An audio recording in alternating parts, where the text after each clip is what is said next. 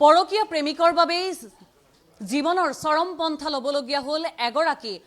জীৱনৰ সফলতাৰ মুখ দেখিবলৈ বাট চাই ৰৈ থকা ৰাষ্ট্ৰীয় পৰ্যায়ৰ পাঞ্জা খেলুৱৈ এই মুহূৰ্তত আমি কবলৈ লৈছো জিমি দাসৰ কথা বিবাহিত প্ৰেমিক অবিনাশ দাসৰ বাবে জীৱনৰ চৰম পন্থা বাছি ললে জিমি দাস নামৰ ৰাষ্ট্ৰীয় পৰ্যায়ৰ পাঞ্জা খেলুৱৈ গৰাকীয়ে এই মুহূৰ্তৰ এক ডাঙৰ খবৰ আমি দৰ্শকক দিবলৈ ওলাইছো কিয়নো এগৰাকী ৰাষ্ট্ৰীয় পৰ্যায়ৰ পাঞ্জা খেলুৱৈয়ে জীৱনৰ চৰম সিদ্ধান্ত ললে জীৱনৰ শেষ সিদ্ধান্ত ললে এজন বিবাহিত প্ৰেমিকে কৰা প্ৰতাৰণাৰ কালি যেতিয়া বিয়লিৰ ভাগত ঘৰলৈ উভতি অহা পথতেই হেনো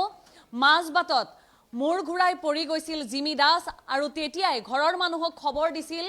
একাংশ স্থানীয় লোকে যে জিমি দাস স্কুটিৰ পৰা বাগৰি পৰি গৈছে আৰু মুখেৰে ওলাই আছিল ফেন তেতিয়াই জিমি দাসে হেনো হেহাই কৈছিল মোক বসুৱা মোক জিয়াই তোলা মই জিয়াই থাকিবলৈ বিচাৰো মোৰ বিবাহিত প্ৰেমিক অবিনাশ দাসে কৰা মোৰ লগত প্ৰতাৰণাৰ ফলতে মই জীৱনৰ চৰম সিদ্ধান্ত লবলৈ গৈছিল অবিনাশ দাসক এই মুহূৰ্তত দিচাংমুখ আৰক্ষীয়ে গ্ৰেপ্তাৰ কৰিছে অবিনাশ দাস বিবাহিত দুটি সন্তানৰ পিতৃ আৰু তাৰ পাছতো জিমি দাস নামৰ এগৰাকী ৰাষ্ট্ৰীয় পৰ্যায়ৰ পাঞ্জা খেলুৱৈৰ হৈতে এক অবৈধ সম্পৰ্ক ৰক্ষা কৰি আহিছিল অবিনাশ দাসে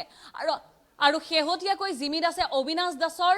সমগ্ৰ কথা জানিব পাৰি যেতিয়া বিবাহৰ কথা জানিবলৈ বিচাৰিছিল বিবাহৰ কথা সুধিছিল তেতিয়াই হেনো অবিনাশ দাসে কৈছিল বিয়া পাতিবলৈ নোৱাৰে জিমি দাসক প্ৰেমৰ সম্পৰ্ক চলি থাকিব আৰু এই ঘটনা শুনি এই কথা শুনি স্বাভাৱিকতেই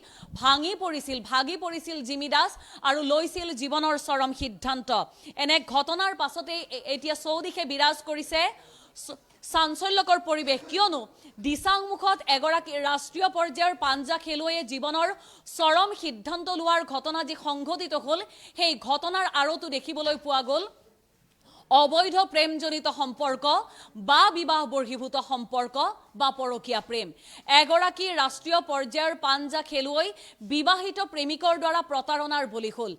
প্ৰেমজনিত সম্পৰ্ক থকাৰ বহুদিন পিছত জিমি দাসে জানিব পাৰিলে জিমি দাসৰ প্ৰেমিক অবিনাশ দাস প্ৰকৃততে বিবাহিত দুটি সন্তানৰ পিতৃ আৰু যেতিয়া নিজৰ সম্পৰ্কটোৰ ভৱিষ্যত কি হ'ব সেই কথা জিমি দাসে জানিবলৈ বিচাৰিছিল তেতিয়াই হেনো অবিনাশে কৈছিল বিয়া পাতিব নোৱাৰিব জিমি দাসক আৰু সেই কথাতেই ভাগি পৰিছিল জিমি দাস লৈছিল জীৱনৰ চৰম সিদ্ধান্ত আকৌ সেই পৰকীয়া প্ৰেমৰ এই কথা আকৌ সেই অবৈধ প্ৰেমৰ এই কথা আকৌ সেই বিবাহ বৰ্হিভূত সম্পৰ্কৰ এই কথা এনেবোৰ কথাৰ ফলত বাৰম্বাৰ যোৱা কেইটামান দিনৰ ভিতৰত সংঘটিত হৈছে এটাৰ পাছত আনটোকৈ ঘটনা আমি সোমবাৰৰ বিয়লি মহানগৰীৰ জিএছ ৰোডৰ এটা ঘটনাৰ কথা পাতিছিলো নিবিৰ শৰ্মা নামৰ মঙলদৈৰ নিবিৰ শৰ্মা নামৰ এজন যুৱকে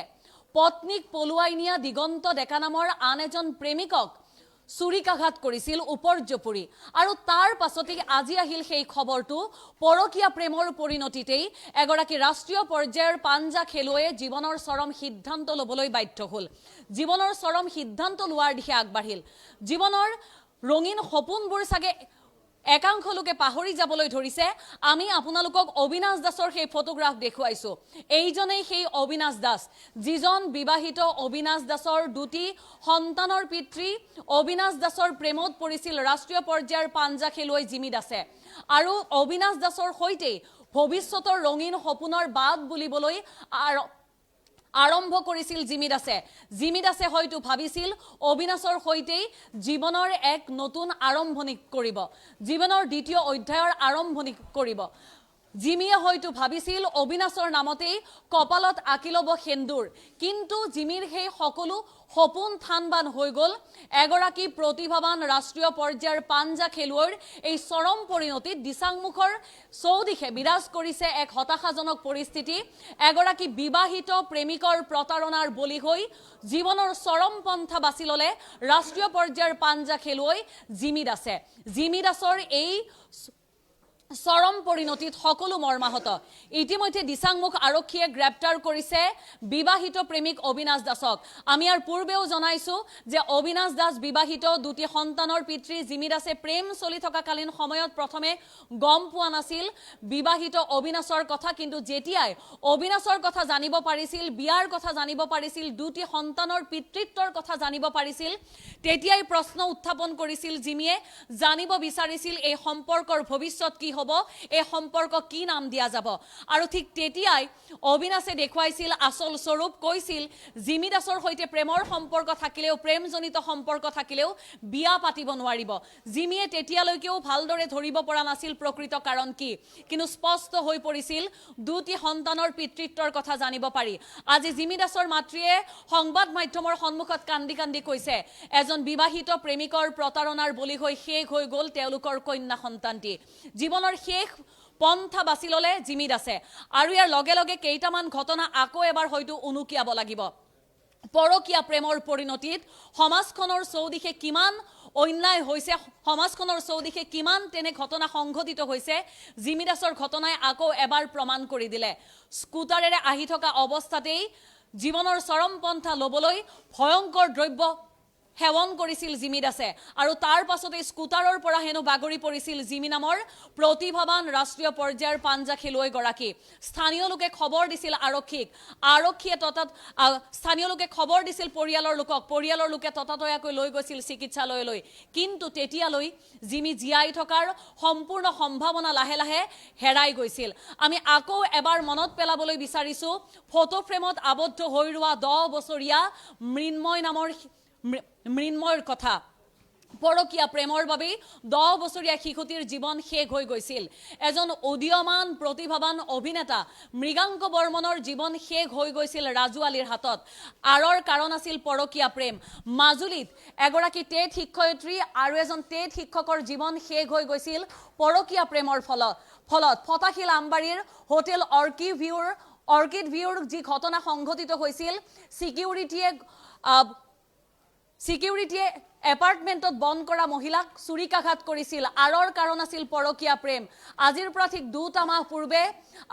নাহৰণি পথত, লাষ্টগেটৰ নাহৰণি পথত সংঘটিত হৈছিল মৌচুমী গগৈ হত্যাকাণ্ড। তাৰো আঁৰৰ কাৰণ আছিল পৰকীয়া প্ৰেম। কেৱল এয়াই নহয়, যোৱা কেইবাটাও দিনত অসংখ্য ঘটনা পোহৰলৈ আহিছে আৰু আটাইবোৰৰ কাৰণ পৰকীয়া প্ৰেম। আমি পুনৰবাৰ জনাবলৈ বিচাৰিছোঁ, জিমি দাসৰ ঘটনা আজিৰ দিনটোত পোহৰলৈ আহিছে। সোমবাৰৰ দিনটোতো হয়তো পোহৰলৈ আহিলেহেঁতেন যদি এই চিকিৎসকে জিমিক বচাবলৈ আপ্ৰাণ চেষ্টা নকৰিলেহেঁতেন। জিমি দাসৰ জীৱন শেষ হৈ গ'ল। সোমবাৰৰ বিয়লি দিছপুৰৰ সদাব্যস্ত GS ৰোডত পৰি ৰৈছিল নিবিৰ শৰ্মা নামৰ এজন যুৱক, কিয়নো নিবিৰ শৰ্মাৰ পত্নীক পলুৱাই লৈ গৈছিল দিগন্ত ডেকা নামৰ এজন যুৱকে। আৰু তাৰ পাছত নিবিৰ শৰ্মা নামৰ সেই যুৱকজনে পত্নীৰ প্ৰেমিকক চুৰিকাঘাত কৰিছিল GS ৰোডত। আৰু তাৰ পাছতে নিবিৰ শৰ্মা আক্ৰমণৰ বলি হৈছিল প্ৰত্যক্ষদৰ্শীৰ। তেনে ঘটনাৰ চাঞ্চল্য মাৰ নাযাওঁতেই দিচাংমুখৰ পৰা আহিছে আন এক খবৰ,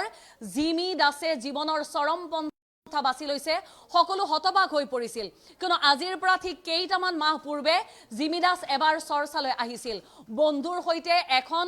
মেজিকত বহি কথা পাতি থাকোঁতে একাংশ অনা অসমীয়া ব্যৱসায়ীৰ ৰোষৰ বলি হৈছিল জিমি দাস। আৰু তেতিয়া প্ৰতিভাৱান পাঞ্জা খেলুৱৈ, ৰাষ্ট্ৰীয় পৰ্যায়ৰ পাঞ্জা খেলুৱৈ জিমি দাসৰ সপক্ষে ওলাই আহিছিল সমগ্ৰ উজনি অসম বীৰ লাচিত সেনাই প্ৰতিবাদী কাৰ্যসূচী ৰূপায়িত কৰিছিল। আৰু তাৰ পাছত এতিয়া আৰম্ভ হৈছে আন এক কাহিনী। সেই প্ৰতিভাৱান জিমি দাসৰ জীৱন শেষ হৈ গ'ল। এটা জীৱনৰ অকাল মৃত্যু ঘটিল আৰু তাৰ কাৰণ ৰূপেও দেখিবলৈ পোৱা গ'ল পৰকীয়া প্ৰেম, বিবাহ বৰ্হিভূত প্ৰেম, অবৈধ সম্পৰ্ক। কিয় বাঢ়িছে এনেবোৰ ঘটনা? বিবাহিত অবিনাশ দাসে এনে এটা সম্পৰ্কৰ দিশে আগবাঢ়োতে হয়তো কেতিয়াও জিমিক প্ৰথম অৱস্থাত জানিবলৈ দিয়া নাছিল। কিয় আৰম্ভ হৈছিল এই ঘটনা? কিয় তেওঁ দিছিল প্ৰেমৰ প্ৰস্তাৱ? জিমিয়ে নিস্বাৰ্থভাৱে ভাল পাইছিল অবিনাশক, আৰু এইজনেই সেইজন অবিনাশ দাস, যিজন অবিনাশ দাসৰ প্ৰেমত হাবাথুৰি খাই জিমিয়ে দেখিছিল এটা নতুন জীৱনৰ সপোন। কিন্তু সকলো সপোন বিবাহিত প্ৰেমিক অবিনাশ দাসে থান বান কৰি পেলালে, শেষ কৰি পেলালে সকলো। আৰু তাৰ পাছত এতিয়া পোহৰলৈ আহিলে ভয়ংকৰ ঘটনাটো, বিবাহিত দুটি সন্তানৰ পিতৃ অবিনাশ দাসৰ প্ৰতাৰণাৰ বলি হৈ জীৱনৰ চৰম পন্থাক আঁকোৱালি ল'লে প্ৰতিভাৱান ৰাষ্ট্ৰীয় পৰ্যায়ৰ পাঞ্জা খেলুৱৈ জিমি দাসে। কিন্তু আমাৰ আহ্বান এটাই, পৰকীয়া প্ৰেমৰ পাছত বা এনেধৰণৰ বিবাহ বৰ্হিভূত প্ৰেম যদি কেতিয়াবা অজানিতে কাৰোবাৰ দ্বাৰা হৈছে, তেনেহ'লে কেতিয়াও চৰম পন্থা ইয়াৰ শেষ সমাধান হ'ব নোৱাৰে। এইখিনিতে আমি উনুকিয়াবলৈ পাহৰি গৈছিলোঁ। আজিৰ পৰা ঠিক 2টামান দিন পূৰ্বে এজন সাংবাদিকে পৰকীয়া প্ৰেমৰ পৰিণতিতেই জীৱনৰ চৰম সিদ্ধান্ত লৈছিল ৰেলৰ সন্মুখত পাতি দিছিল নিজৰ জীৱন কিয় বাঢ়িছে এনেবোৰ ঘটনা পুনৰবাৰ কৈছো হয়তো পুনৰবাৰ আলোচনা হ'ব যে পৰকীয়া প্ৰেম এতিয়া অপৰাধ নহয় কোনেও গোচৰ তৰিব নোৱাৰে এয়া এক মানসিক অৱস্থা বুলি কোৱা হয় আৰু তাৰ পৰিণতিতেই কোনোৱে ভয় নকৰা হৈছে সামাজিক শৃংখলা অসম্ভৱ ধৰণে অৱনমিত হৈছে আৰু সামাজিক শৃংখলা অৱনমিত হোৱাৰ আঁৰত আছে ভোগবাদ সৰ্বস্ব এই পৃথিৱীখনৰ খন্তেকীয়া সুখ লাভৰ আশা খন্তেকীয়া সুখ মোবাইল ফোনৰ দ্বাৰা লাভ কৰা সুখৰ বাবেই বাঢ়িছে এনেবোৰ পৰকীয়া প্ৰেমৰ ঘটনা বিবাহ বহিৰ্ভূত প্ৰেমৰ ঘটনা অবৈধ প্ৰেমৰ সম্পৰ্কৰ ঘটনা আৰু এনেবোৰ সম্পৰ্কৰ পৰিণতিতেই আকৌ এগৰাকী প্ৰতিভাৱান ৰাষ্ট্ৰীয় পৰ্যায়ৰ পাঞ্জা খেলুৱৈৰ জীৱন শেষ হৈ গ'ল জিমি দাসৰ জীৱন শেষ হৈ গ'ল জিমি দাসৰ পৰিয়ালে ন্যায় পাবনে দেখে এগৰাকী ৰাষ্ট্ৰীয় পৰ্যায়ৰ প্ৰতিভাৱান পাঞ্জা খেলুৱৈক হেৰুৱালে অসমে এগৰাকী ৰাষ্ট্ৰীয় পৰ্যায়ৰ প্ৰতিভাৱান পাঞ্জা খেলুৱৈক হেৰুৱালে এনেবোৰ ক্ষতিপূৰণৰ কেতিয়াবাও হিচাপ নিকাচ সম্ভৱ হ'বনে এনেবোৰ প্ৰশ্নৰ অৱতাৰণা নিশ্চিতভাৱে হ'ব যেতিয়ালৈকে পৰকীয়া প্ৰেম বা বিবাহ বহিৰ্ভূত প্ৰেম বা অবৈধ প্ৰেম এনেবোৰ সম্পৰ্কৰ দ্বাৰা অভিহিত এইবোৰ সম্পৰ্কৰ দ্বাৰা অপৰাধজনিত কাৰ্য সংঘটিত হৈ থাকিব মানুহে মানুহক শেষ কৰাৰ সেই যি ভয়াবহ ঘটনাবোৰ লাহে লাহে আগবাঢ়ি গৈ থাকিব সমান্তৰালভাৱে আন এক কথা জীৱনৰ চৰমপন্থ লোৱাৰ দিশে আগবাঢ়ি গৈ থাকিব আমি পুনৰবাৰ ক'বলৈ বিচাৰিম আহ্বান জনাবলৈ বিচাৰিম চৰমপন্থা কেতিয়াও কোনো এটা ঘটনাৰ শেষ সমাধান হ'ব নোৱাৰে ৰাষ্ট্ৰীয় পৰ্যায়ৰ পাঞ্জা খেলুৱৈ জিমি দাসৰ অকাল মৃত্যুৰ ৰাজ্যৰ বাবে কি এক বৃহৎ ক্ষতি হেয়া খেলুৱৈ সমাজে বুজিছে আৰু সেই কথাকে লৈ আজি সকলোৱে আকৌ এবাৰ ক'বলৈ বিচাৰিছে পৰকীয়া প্ৰেমৰ বিৰুদ্ধে কঠোৰ হ'ব লাগিব আৰক্ষী